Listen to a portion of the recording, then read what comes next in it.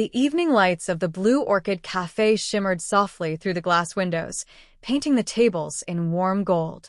The quiet hum of conversation, clinking cutlery, and soft jazz filled the air, sounds that Alara Kingston, the young CEO of Kingston Tech, could only feel, not hear. She sat near the window, wearing a navy dress that spoke of grace and power. Her posture was perfect, her hair tied neatly, and yet, inside, her heart was pounding. Tonight was her first blind date in 3 years. Her assistant had set it up, saying, "Alara, you need to let someone in again." She wanted to try. She wanted to believe love could see beyond silence. But as she watched the man walk in, the one meant to meet her, her fingers trembled slightly under the table. He looked around, spotted her, and smiled. She smiled back, lifting her hand to wave politely. "Hi," she signed gently, her movements graceful and confident. The man froze for a second, confusion flashing in his eyes. He didn't understand sign language. He mouthed a few words, speaking too quickly for her to read his lips clearly. She tilted her head, trying to focus. "I'm sorry," she mouthed. "Could you slow down?" He sighed. Not a small sigh, but the kind that made the air heavy. "Oh," he said louder, not realizing that loudness didn't help. "You're deaf?" Her smile wavered. She nodded. "Yes," she signed, hoping her warmth could fill the gap his tone created. But his eyes dropped. His forced smile vanished. "My friend didn't tell me that," he muttered under his breath, thinking she wouldn't catch it, but she could read every word from his lips. Then came the knife. "Look, you seem nice, but I don't think this will work." Alara sat perfectly still. Her throat tightened, but she managed a nod, her hands trembling as she typed on her phone to reply since he clearly wasn't comfortable. "It's okay. I understand. Have a good evening." He looked at the message, gave a small awkward smile, and walked away, leaving her alone at the table with 2 untouched glasses of wine. For a moment, she sat motionless, the world around her turning slow and quiet. The laughter, the music, the chatter, it was all distant, unreachable. She could only feel the rhythm of her heart, heavy and uneven. Her eyes fell to the floor, and that's when she noticed a janitor, wiping the marble tiles a few feet away. A man in his late 30s, in a simple blue uniform, moving carefully so as not to disturb anyone. Their eyes met for a second, just a second, but he didn't look away in pity. He didn't pretend not to see her pain. Instead, he gave a small, gentle smile, the kind that said, "I see you." She quickly looked down, embarrassed, pretending to check her phone. But something in his eyes lingered, a quiet kindness that made her heart stir. Little did Alara know. That small smile from a janitor named Liam Hayes would soon change everything she thought she knew about love, dignity, and silence. The next morning, sunlight filtered through the high glass walls of Kingston Tech headquarters, reflecting off polished steel and endless screens. Employees hurried across the lobby, murmuring greetings and carrying tablets, but when Alara Kingston stepped out of the elevator, silence fell. Even though she couldn't hear it, she felt it, the sudden stillness, the shifting eyes, the way people straightened up. She was their CEO, young, brilliant, and intimidatingly composed. She had taken her late father's struggling company and turned it into one of the most innovative tech firms in the city. But behind her calm, confident smile lived an ocean of loneliness. Her world was filled with light, but no sound. Every meeting was read through interpreters, every conversation filtered through devices and eyes that often looked away too quickly. That morning, she buried herself in work. Spreadsheets, proposals, numbers, anything to drown out the echo of the previous night. But memories still flickered. The look on that man's face, the pity in his eyes, and those 4 words that cut so deep. "I don't think this will work." She exhaled slowly, pressing her hand to her chest. "You're fine, Alara. You always are." Downstairs, in the same building, Liam Hayes was mopping the long hallways that led to the executive floor. He had started working at Kingston Tech 6 months ago, night shifts mostly, so he could be home during the day for his 8-year-old daughter, Emma. Emma was his world, a bright, curious girl who loved to draw stars and had a hearing aid tucked behind her ear. She had been born with partial hearing loss, and ever since her mother passed away 3 years ago, Liam had taught himself sign language so she would never feel alone in her silence. He wasn't a man of wealth or status. His shoes were worn, his hands rough from labor. But every night, when Emma fell asleep smiling, he felt richer than most men ever would. That day, as he pushed his cleaning cart past the executive offices, he caught sight of Alara through the glass wall, sitting at her desk, typing furiously, her lips pressed in a tight line. He recognized her from the cafe the night before. The same elegant woman who had sat alone while her date walked away. Liam hesitated. Should he say something? No, she was the CEO, and he was just a janitor. It wasn't his place. But he couldn't shake the image of her eyes, how they'd try to hold back tears under the soft glow of the cafe lights. At lunchtime, when most employees left the floor, Liam returned to the corridor to finish his work. He moved quietly, humming under his breath, and stopped near her office door. Through the glass, he saw her take off her hearing aid for a moment, massaging the back of her ear, exhaustion plain on her face.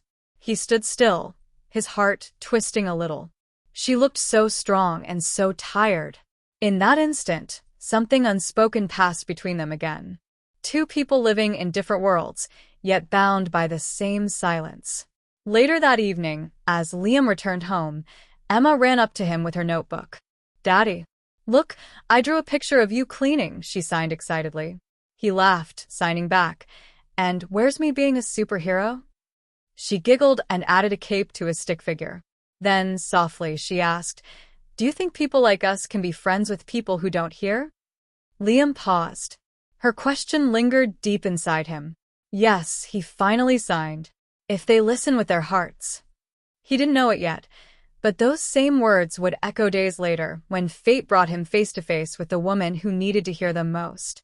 2 days later, Kingston Tech hosted a major partnership event, a luxurious evening gathering at the Grand Horizon Hotel, filled with investors, board members, and journalists.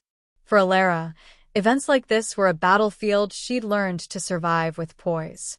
She had her interpreter beside her, her speech rehearsed, and her mask perfectly in place.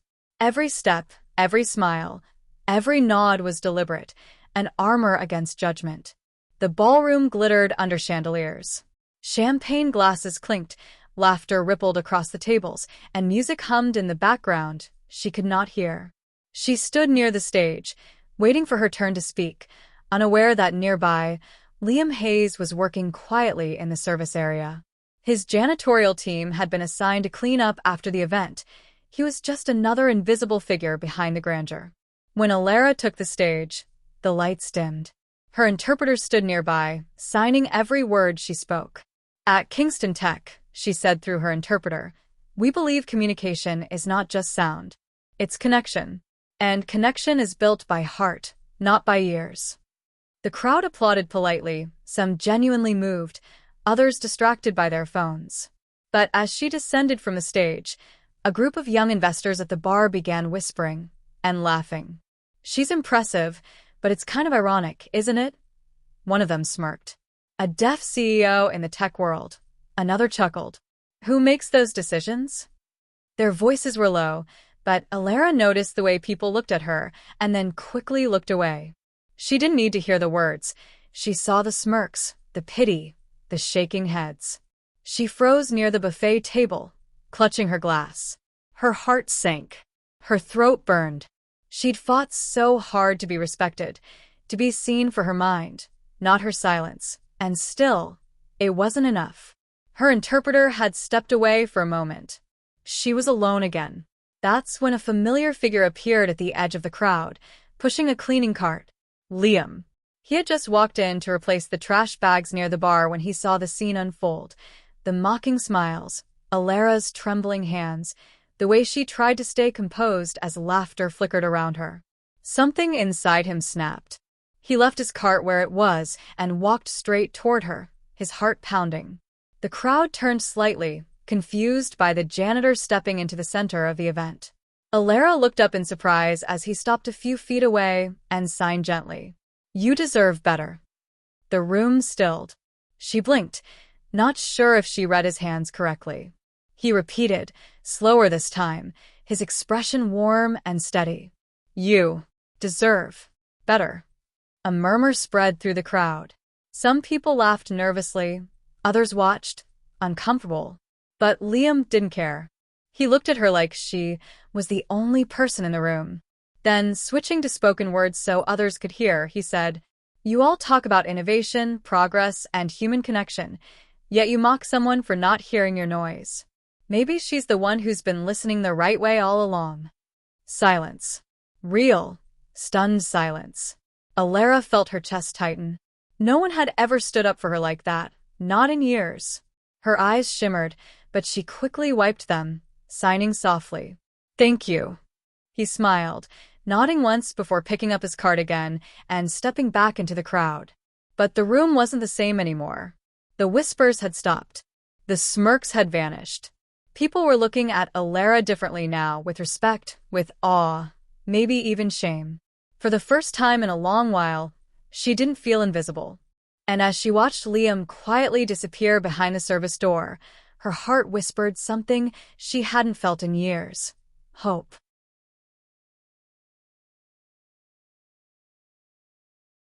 That night after the event, Alara sat in the back seat of her car, her hands resting on her lap, her mind replaying one moment over and over. Liam's words, his signs, that calm, steady gaze that saw her pain and didn't look away. You deserve better. She felt those words echo in the quiet of her penthouse, louder than any sound she'd never heard. Who was he? Why would a janitor, someone who didn't even know her, stand up for her when no one else ever had? The next morning, she made a decision. When she entered the building, she called her assistant and typed on her tablet. Find out who the janitor was at the Grand Horizon event. The one who intervened. By noon, she had his name. Liam Hayes. She asked to meet him. But when her assistant contacted the maintenance department, they said Liam had requested a few days off to take care of his daughter. That made Alara pause. A daughter? 2 days later, she went down to the basement level of Kingston Tech, the part of her own building she had never visited before. The floors smelled faintly of disinfectant, and the air was cooler. Workers glanced up, startled, as the CEO walked past their break room. Liam was there, refilling a mop bucket. He froze when he saw her, unsure what to do, his uniform stained from work, hair a little messy. She smiled, signing slowly, so he could follow. Hi, Liam. Thank you for that night. He blinked, surprised she knew his name. Then he smiled back, signing carefully. I didn't think you'd remember. I couldn't forget, she replied. For a moment neither spoke. The soft hum of pipes and flickering lights above filled the silence.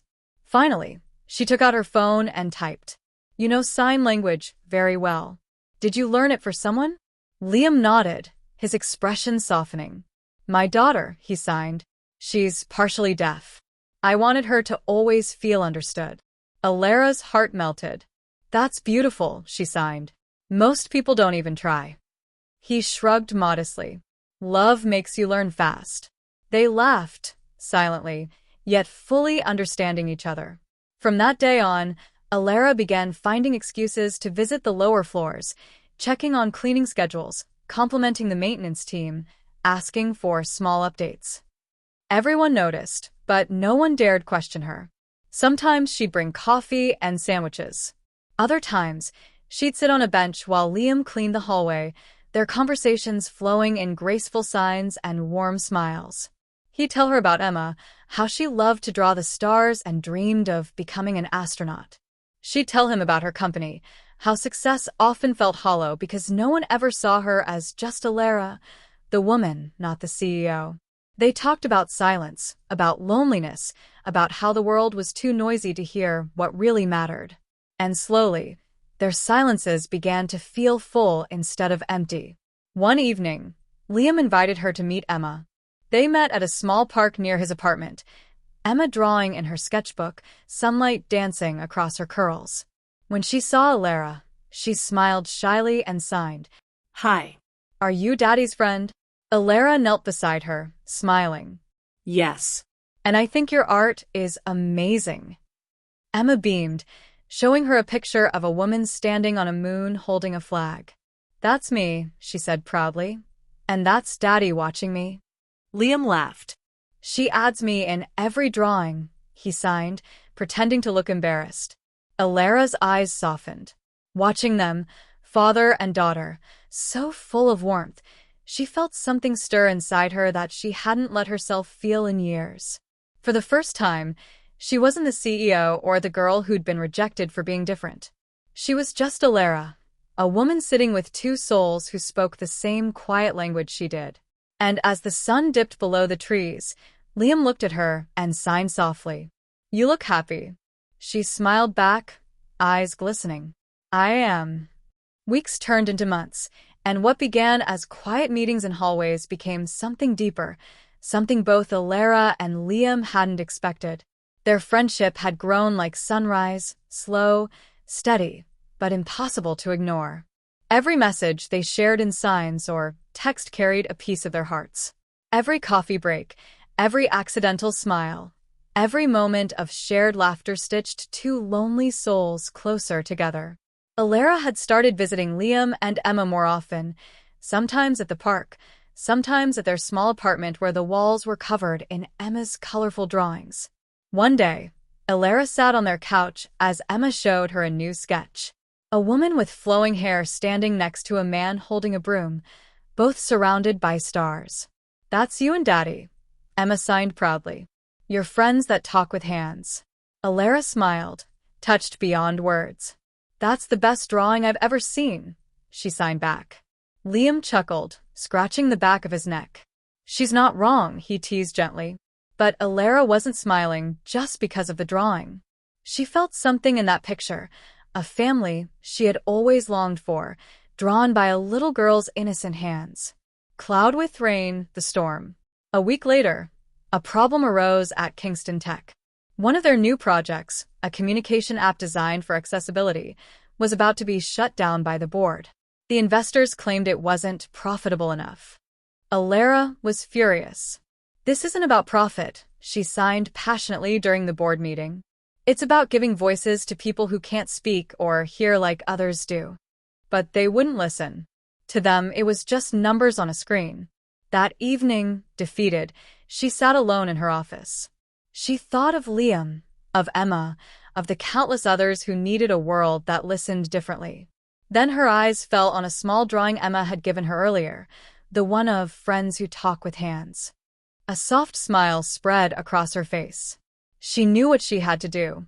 Light bulb the turning point. The next day, Alara called a press conference.